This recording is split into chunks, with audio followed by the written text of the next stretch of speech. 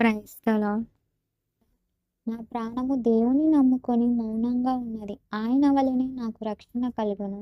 ఆయనే నా ఆశ్రయదుర్గము. ఆయనే నా రక్షణకర్త.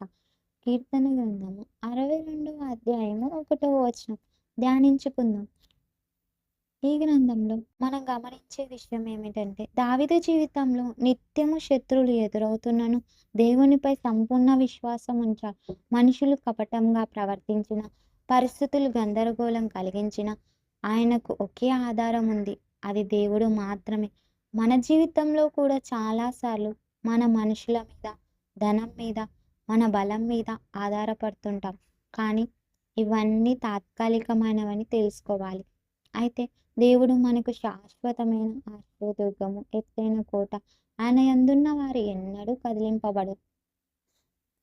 దేవుడు మన రక్షణకర్త. నా ప్రాణమా దేవుని నమ్ముకొని మౌనంగా ఉండుము. ఆయన వలనే నాకు నిరీక్షణ కలుగుచున్నది. ఆయనే నా ఆశ్రయదుర్గము, నా రక్షణ ఆధారము, నా ఎత్తైన కోట. ఆయనే, నేను కదిలింపబడను.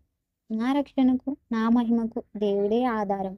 నా బలమైన ఆశ్రయదుర్గము, నా ఆశ్రయము దేవుని యందే ఉన్నది. కీర్తనలు 62వ అధ్యాయము 5-7. రక్షణ, బలము, ఆశ్రయము దేవుని వలన మాత్రమే దొరుకుతాయి, మనుషుల వలన కాదు.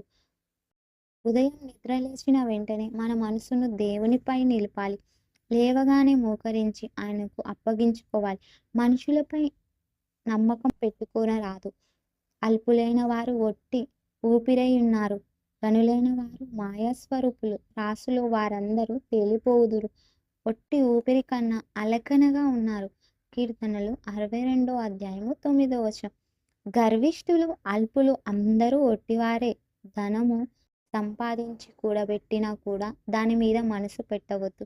అది గర్వానికి దారితీస్తుంది. ప్రతి ఉదయం, సాయంత్రం మోకాళ్ళ ప్రార్థనలలో మన ఆశలు, నిరీక్షణలు, ప్రణాళికలు అన్నీ దేవుని చేతికి అప్పగించాలి. బలము, కృప దేవుని వద్దనే ఉన్నవి. బలము తనదని ఒక మారు దేవుడు సెలవిచ్చెను. 2 మార్లు ఆ మాట నాకు వినబడెను. కీర్తన 62వ అధ్యాయం 11వ వచనం. మన బలము మనకు సరిపోదు. మన బలం మన దగ్గర లేదు. దేవుని కృప ఒక్కటే మన జీవితానికి ఆధారం అని గుర్తుపెట్టుకోవాలి. మనుషులు ఇచ్చే వాగ్దానాలు విఫలమవుతాయి, కానీ దేవుడి వాగ్దానాలు ఎప్పటికీ నిలిచి ఉంటాయి. ప్రార్థించుకుందాం. ప్రియ ప్రభువా, ఈ ఉదయ కాలంలో నేను నా మనసును నీ వైపు తిప్పుచున్నాను. నీవే నా రక్షణ, నీవే నా కోట, నీవే నా ఆశ్రయదుర్గం. ఈ రోజంతా నిన్ను నమ్మి, నిన్నే ఆశ్రయించి, నీ మార్గంలో నడిచి కృపనిమ్మము. మనుషులపై కాక నీ వాక్యంపై ఆధారపడే విశ్వాసమును నాకు